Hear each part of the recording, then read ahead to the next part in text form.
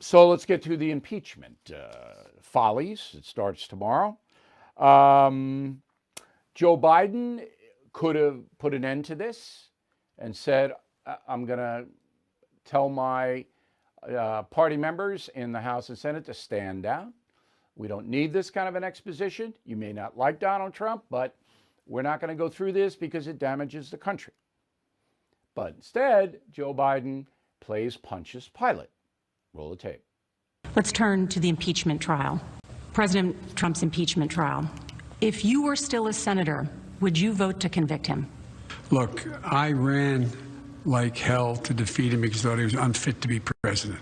I've watched what everybody else watched, what happened when that crew invaded the United States Congress. But I'm not in the Senate now. I'll let the Senate make that decision. Well, let me ask you then something that you do have oversight of as president. Should former President Trump still receive intelligence briefings? I think not. Why not? Because of his rratic behavior, unrelated to the insurrection. I mean, you've called him an existential threat. You've called him dangerous. You've called him reckless. Yeah, I have, and I believe it. All right, well, so that pretty much puts the final nail in the cliched coffin for any kind of détente between Joe Biden and the Republican Party, the 72 million people who voted for Trump. It's never going to happen. Biden doesn't want it to happen. Biden wants to play to his progressive crew. He'd love to see Donald Trump humiliated in any possible way, because Trump could come back if the economy collapses. That's the only way Trump could come back, if the economy collapses, but he's still there. Now, the impeachment trial, as you know, begins tomorrow, 10 a.m. Today, Monday, the Trump lawyers filed a 78-page brief saying this is a bunch of garbage, it's unconstitutional, the president didn't do anything to be impeached. There will be a formal debate beginning tomorrow around noon, 16 hours. In the first debate a year ago, it was 24 hours of debate. Now it's 16. They're cutting it back. The key is that Chief Justice of the Supreme Court, John Roberts, refused to preside because he knows it's unconstitutional. The whole thing is a sham. It's a political display. And to his credit, John Roberts doesn't want to be part of that. He doesn't want to be used. He doesn't want the Supreme Court to be used.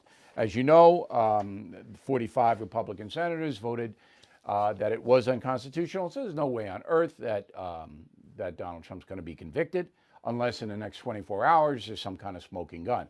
But there has been a smoking gun, and nobody reported it because the media is corrupt. And that is that the Justice Department, the FBI, believes that far-right militia people, including some Proud Boys, planned the break-in to the Capitol. Planned it well ahead of time. So that blows out of the water that Donald Trump's speech or his embrace of the protest, which he did say should be peaceful, he said that with his own words, that blows that out of the water that he caused it.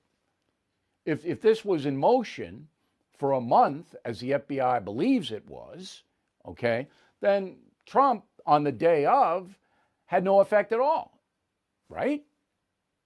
Okay. So there are 9 impeachment managers from the House. 6 of them are radical leftists. 3 of them I don't know: Plaskett from the Virgin Islands, Madeline Dean from Pennsylvania, Joe Neguse from Colorado. I don't know who they are. But the others are radical leftists. They're going to trash Trump. That's what this is all about: trash him, trash him, trash him. Then some Republicans will stick up for him.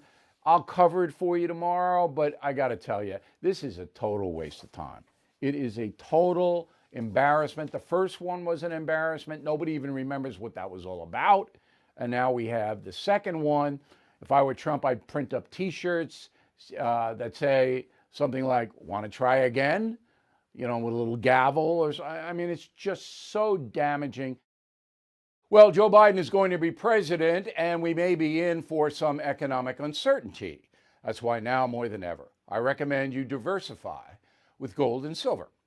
The only company I recommend is American Hartford Gold. So please call them right now and tell them Bill O'Reilly sent you, and they will give you up to $1,500 of free silver on your first order. Now, since I've been recommending American Hartford Gold Gold itself up over 40%, silver up over 60%. So don't wait. Call 866-501-5201. That's 866-501-5201, or text BILL to 65532.